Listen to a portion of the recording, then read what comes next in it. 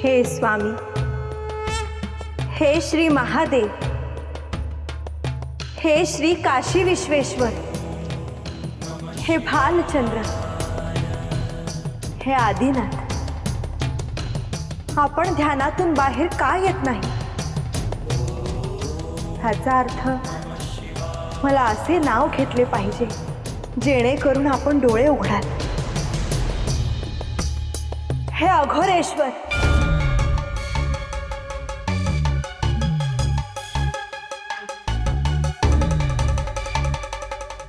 तुला हे गुप्त रहस्य ठाऊक आहे म्हणून मी ध्यानातून बाहेर आलो। अघोरेश्वर हे नाव आपल्याला अत्यंत प्रिय आहे, हे मला ठाऊक आहे। आज श्रावणातला पहिला सोमवार आहे। आज अघोरेश्वर म्हणून तुला एक उपाय सांगतो। मी आपल्याला तेच सांगणार होते की आपण सांगितलेला सोपा उपाय मी भक्तांपर्यंत पोहोचवे। भक्तांनी लाल चंदन घ्यायचं आहे। कलशात स्वच्छ जल घेऊन त्यात ते लाल चंदन मिसळायचं आहे आणि ते जल बेलाच्या वृक्षाच्या बुंध्याशी अर्पण करायचं आहे। आणि त्यानंतर स्वच्छ जल मला अर्पण करायचं आहे। असं केल्याने 3 मासात जो काही प्रश्न असेल तो दूर होईल, असं माझं वचन आहे। लाल चंदन पाण्यात टाकून ते आपण बेलाच्या झाडाला अर्पण करायचं आहे आणि नंतर स्वच्छ पाणी आपल्याला अर्पण करायचे। होय देवी।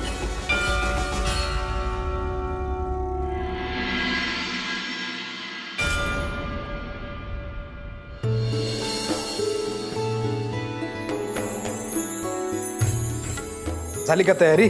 निघायचं का? होय, हे काय झाली की? वाटत न्याहारीसाठी समद बांधून दिले आहे। आता जातो आणि 20 मावळ्याच्यात परत येतो। लवकर या आणि येळ पडलीच तर एक दिवस बाहेर थांबा कुठं तरी, पण तिच्या पाठवणीचं ठरवूनच या। हे बघा, चाललोय म्हणजे काम करूनच येणार। भाऊजी ते झालंच हो, पण सासरच्याकडून काय सांगावं नाही, भेट नाही, म्हणून काळजी वाटते बघा जरा। अगं होते समजा चांगलं, काय काळजी करू नकास।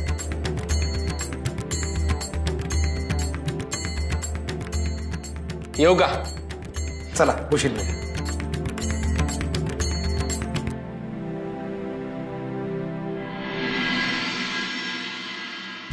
निळावंती कुठं आहे? गेले पाणी आणायला। बरं मी अभि जाते। कमल, अगं समजावून सांग तुझ्या सखीला, काहीतरी डोक्यात खूळ घालून घेतले आणि सासरी जायचं नाही म्हणते ती। अगं सांगेल ती, दिसभर तिच्या सोबतच असते। वय मी बोलते तिच्या संग, येते। काय करावं या पोरींना? निळावंती रातच्याला झोपली होती तर निळा प्रकाश होता तिच्या कडेला। काय बोलतीस? अगं सासरी गेली आणि असं कोणी बघितलं तर? मला तीच काळजी वाटते आता।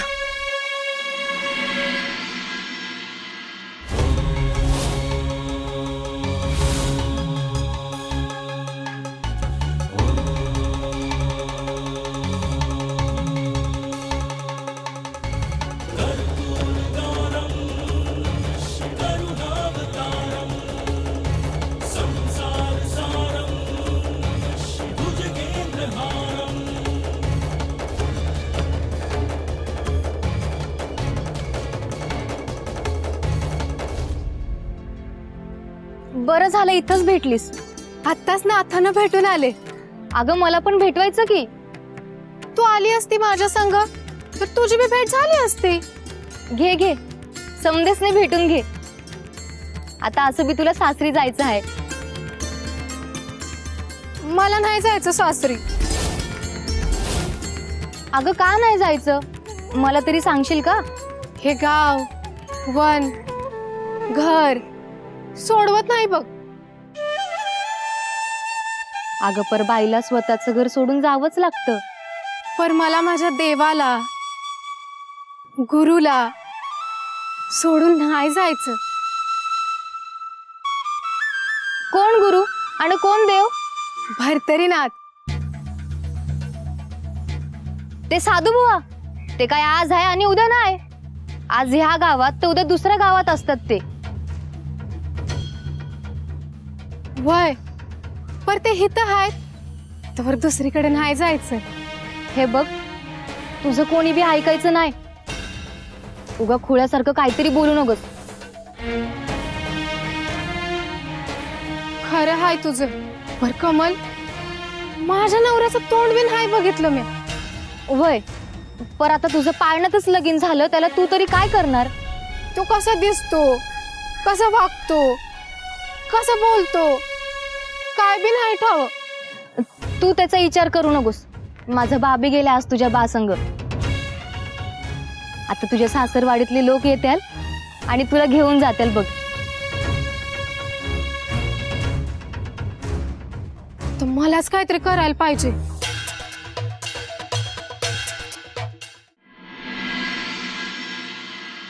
भरतरीने काही ठरवलं आहे का? तो नाथ आहे देवी. जे काही सहज स्वाभाविक असेल ते तो करेल. ही नीलावंती आहे, तिच्यावर त्याने कृपा केली आहे म्हणून मी विचारते. नीलावंती शिवभक्त आहे म्हणून भरतरीने तिला सहाय्य केलं. पण गावातला पाण्याचा प्रश्न भरतरीने मिटवला. पण तेवढंच नाही, त्याला तिच्यात काहीतरी क्षमता दिसते आहे.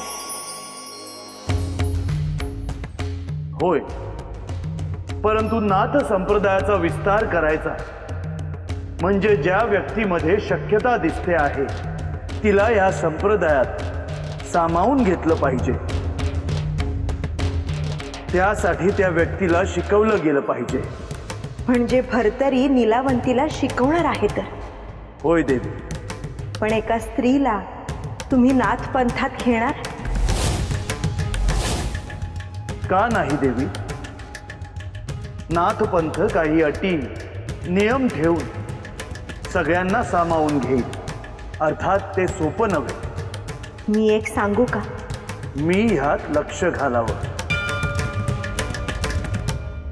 आपण मच्छिंद्रशी बोलावं, म्हणजे मच्छिंद्र भरतरीशी बोलेल. त्यांनी काय होईल? पुढे जे काही घडेल त्याआधी भरतरीला सावध करता येईल. जशी तुझी इच्छा.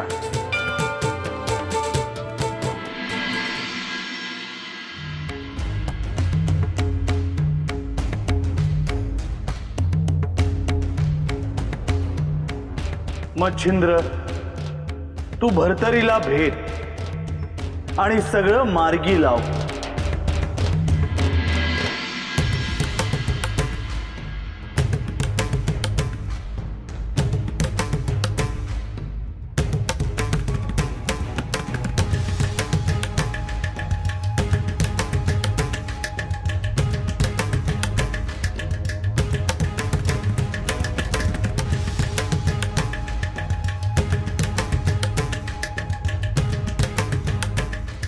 मी भरतरीकडे जाऊन येतो. क्षमा असावी. काय झालं गुरुवर? महादेवांनी आदेश दिला आहे, मी जाऊन येतो.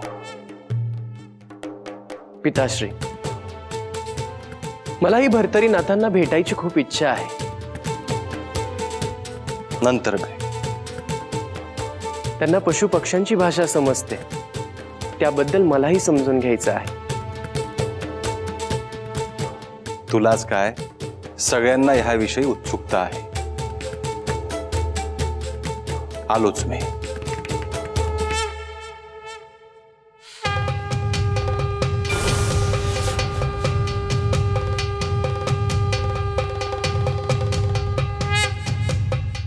प्रत्येक नाथाचं महत्व आहे.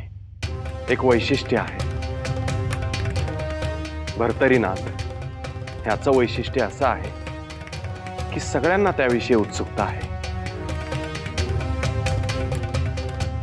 त्यांना पशुपक्षी काय सांगत असतील याचाच विचार मी करतो आहे.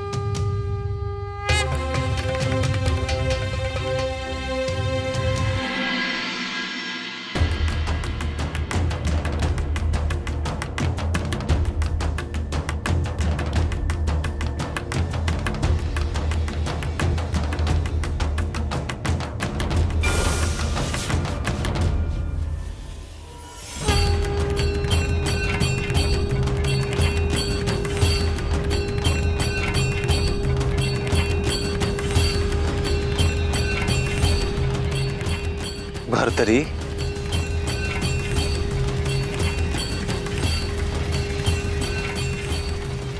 गुरुदेव,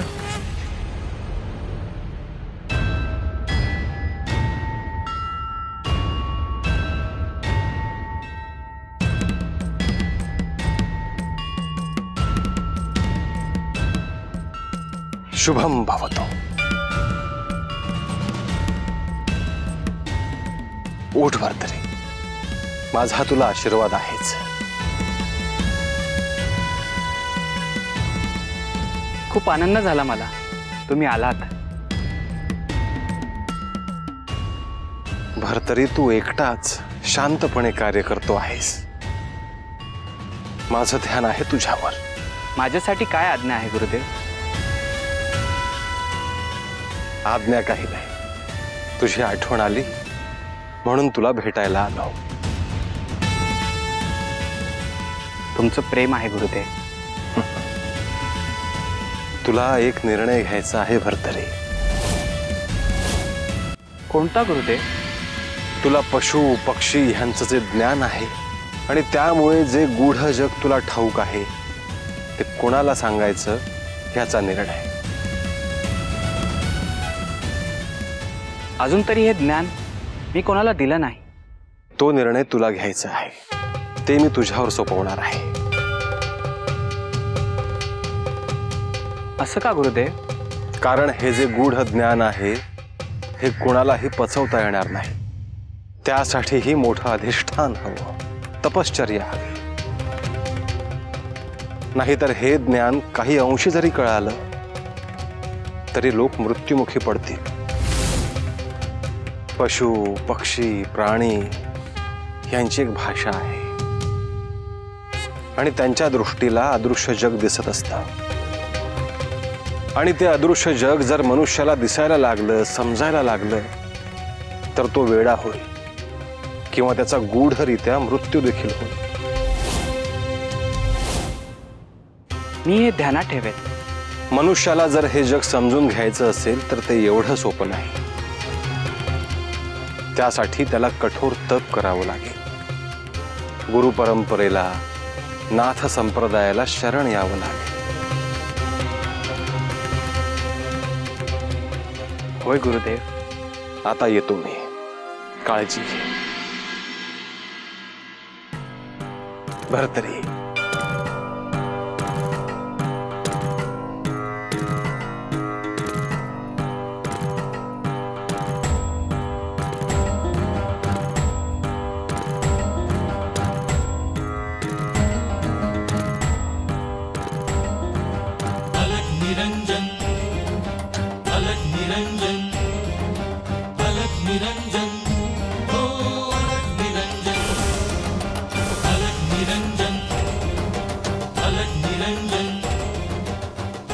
बघितलं का नाथांनी काय सांगितलं?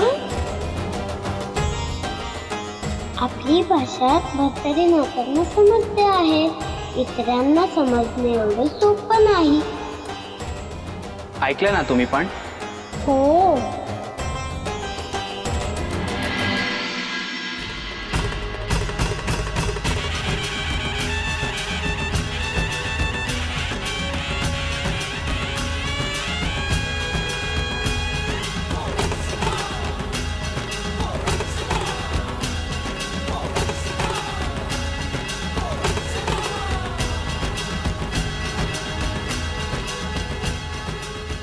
गोरक्ष होताच कुठे, आपल्याला पुढचं ठरवायचं होतं. गुरुदेव, मी ध्यानात होतो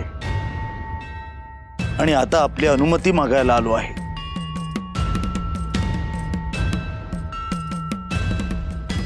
कसली अनुमती? दरवर्षी मी नागपंचमीला 32 शिराळा येथे जाईन असं मी वचन दिलं होतं. कारण नागलोकातून सगळे नागसर्प या तिथीला 32 शिराळे ह्या गावी पोचतात. गुरुवर, असं असेल तर मलाही त्या पवित्र भूमीत जायचं आहे. मलाही तो सोहळा पाहायचा आहे. सगळ्यांची इच्छा आहे तर आपण सगळे तिकडे जाऊयात.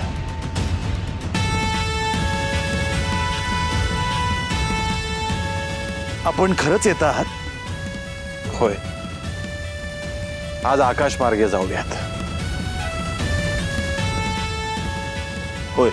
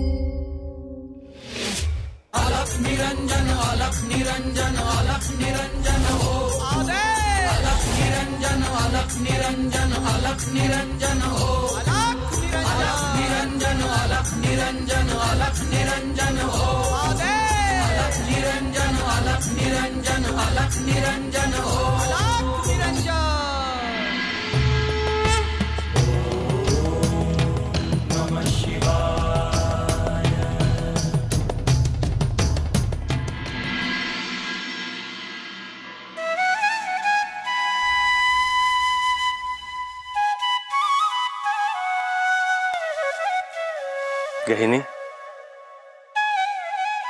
मीन, समोर जे गाव दिसतं आहे ह्याच 32 शिराळा गावामध्ये गोरक्ष प्रकट झाला होता.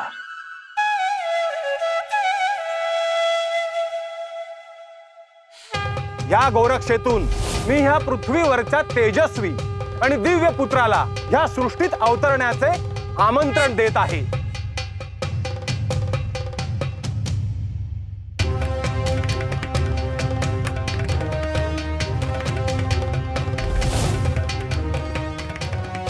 गुरुदेवांनी मला स्नान घातलं आणि आम्ही दोघंही या गावातून बाहेर पडलो.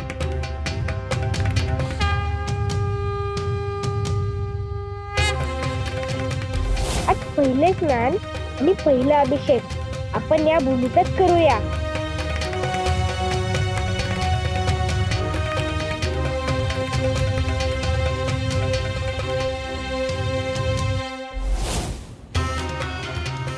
किती वर्ष झाले असतील त्याला? खूप मोठा काळ गेला.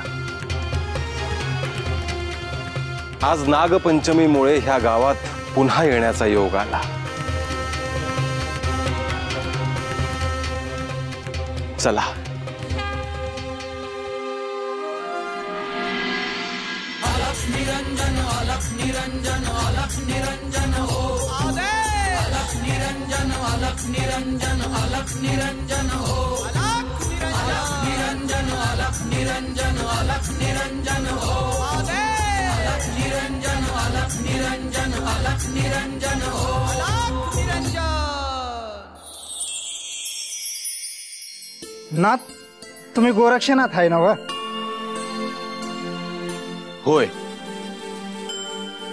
आणि हे माझे गुरुदेव श्री मच्छिंद्रनाथ.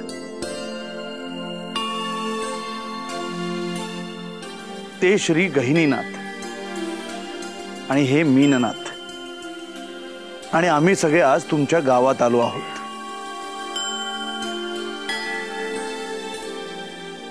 तुम्ही आलात, आमचं नशीब उजळलं.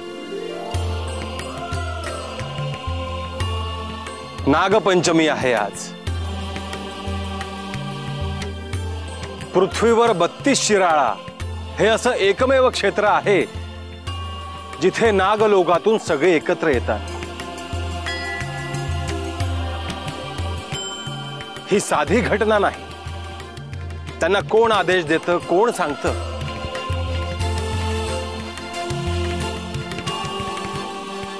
श्री गोरक्षनाथ यांच्या इच्छेने हे सगळं घडतं आहे।